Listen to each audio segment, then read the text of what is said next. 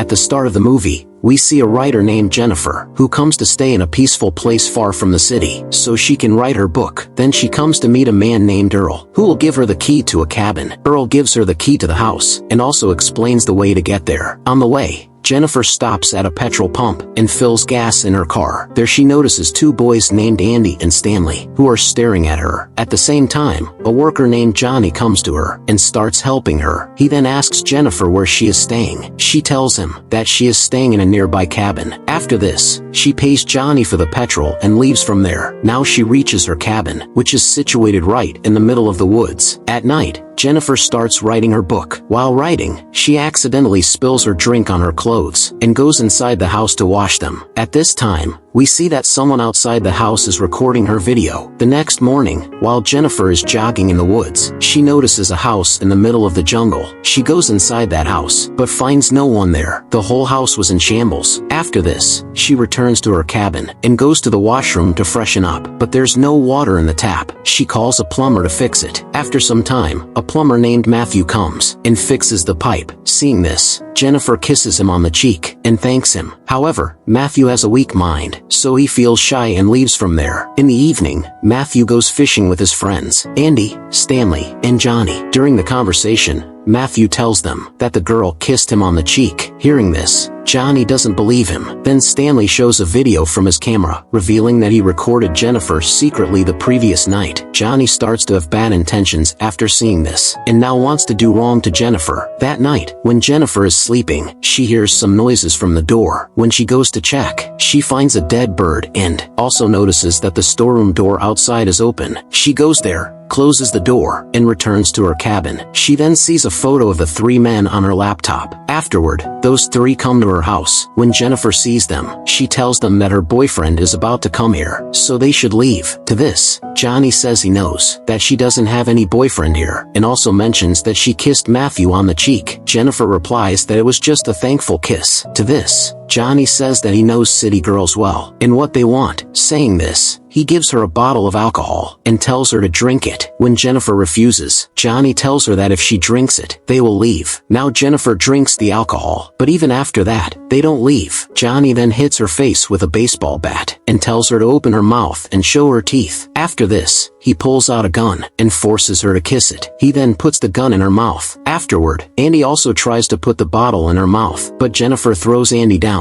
and sprays pepper spray into Stanley's eyes and runs away. While running, morning comes, and she meets two men in the woods, a sheriff and Earl. She tells them everything that happened. The sheriff takes her to her cabin, but there, the sheriff doesn't find anyone. So, he tells her that she might have imagined it. While searching her house, the sheriff starts touching her body inappropriately. At this moment, the three men come back again. Jennifer realizes that the sheriff is with them. The sheriff tells her that now something very bad will happen to her. They catch Jennifer and tell Matthew to take off his clothes, but Matthew refuses to do so. Johnny persuades him to act like a man. Hearing this, Matthew starts taking off his clothes. They throw Jennifer on the ground again and force Matthew to rape her. Jennifer starts crying and screaming a lot. At this moment, the sheriff gets a call from his daughter, who asks him to come home early today. He promises his daughter that he will return soon and cuts the call. They leave Jennifer there and go away. Jennifer gets up somehow and starts walking away, but after going a little further, they surround her again. As they were still not satisfied, they catch her and throw her to the ground. The sheriff starts raping her, and after him, one by one, all of them act like animals and do the same to her. After they are satisfied, they leave her. Jennifer somehow stands up and starts walking away. Now, she looks completely lost and insane. When she reaches a bridge, the five men come back to kill her again. Jennifer jumps into the river. The five men start searching for her in the water, but they don't see Jennifer anywhere. They wait for her body to float to the surface for hours, but Jennifer's body doesn't appear. Seeing this, the sheriff tells them that they have to keep an eye on Jennifer. If she escapes, they could all be in big trouble. They burn all of Jennifer's belongings, so there's no evidence that she came here. That night, the sheriff returns home and meets his daughter, who tells him that she has been selected for honors at her school. The next day, the sheriff goes to Earl and returns the key to the cabin. Earl asks if the girl has left. The sheriff replies that she has. We then see Matthew, who who is feeling very guilty about what he did to Jennifer. That night, Earl calls the sheriff and tells him that he received a call from Jennifer's sister, saying Jennifer hasn't returned home yet. Earl asks if the sheriff knows where she went. The sheriff denies knowing anything. The next morning, Stanley comes running to Andy and Johnny and tells them that his camera has been stolen. He mentions that the camera had Jennifer's video. Hearing this, Johnny starts beating Stanley and asks why he needed to record the video in the first place. That night, while Johnny is watching TV, he hears a noise at his door. When he goes to check, he finds Jennifer's slipper at the door, which scares him. He hears some noises coming from the bushes and goes to check. There, he finds Matthew's rubber bands, which makes him think that Matthew is behind all of this. The next day, the sheriff returns home, and his wife tells him that a package has arrived for him. When the sheriff opens the package, he realizes it contains Jennifer's video. He immediately goes to the other three men and tells them that someone is harassing him. He assumes it must be Matthew, who is feeling guilty about Jennifer's death. He instructs them to find Matthew and bring him to him. Meanwhile, the sheriff takes Earl to the woods under the pretense of hunting and shoots him dead because he suspects that Earl might be helping Jennifer. On the other hand, Matthew goes to Jennifer's house, thinking about her. Suddenly, he hears Jennifer's voice and goes upstairs, but he trips and falls, losing consciousness. When he wakes up, he sees Jennifer sitting in front of him. He goes to her and starts apologizing, but Jennifer takes a rope and starts choking him. Matthew loses consciousness again. This shows that Jennifer is now planning to take revenge on all of them. The next day, Andy and Stanley go to the forest to find Matthew. Andy notices a house in the woods and goes inside to check. Meanwhile, Jennifer appears in front of Stanley. When he moves forward to attack her, he steps into a trap. Hearing his screams, Andy comes running, but from behind, Jennifer attacks him and knocks him unconscious. She does the same to Stanley, leaving both of them unconscious. Later, Andy wakes up to find himself tied to a bathtub. Jennifer starts filling the tub with water and adds acid powder to it. Andy's face starts burning, and he dies. Jennifer ties Stanley to a tree and begins torturing him. She smears fish meat on his face, attracting birds that start pecking at him. The birds eat his eyes, and he dies there. After dealing with Andy and Stanley, Jennifer goes to the gas station and kidnaps Johnny. She ties him up and tortures him. Finally, she cuts off his genitals and forces him to swallow them, causing him to die painfully. On the other side, the sheriff receives a call from his wife, who tells him that their daughter has brought a teacher home. The sheriff tells her to let him speak with the teacher. We then see that the teacher is Jennifer. Jennifer reveals her identity to the sheriff on the phone, which terrifies him. He pleads with her not to harm his daughter, but Jennifer hangs up and leaves with the sheriff's daughter. When the sheriff reaches home, his wife tells him that the teacher took their daughter to the playground. The sheriff rushes there, but his daughter is nowhere to be found. Jennifer then attacks him in his car and kidnaps him. When the sheriff regains consciousness, he finds that Jennifer has inserted his shotgun into his anus. He asks her about his daughter, and Jennifer replies, "What would you do if someone did this to your daughter?" The sheriff says, "I would kill them." Jennifer responds, "That's exactly what I'm going to do." She ties the shotgun's trigger to Matthew's hand, who is still unconscious, and sits outside waiting. When Matthew regains consciousness, he moves his hand, causing the shotgun to fire, killing both the sheriff and himself. The movie ends here.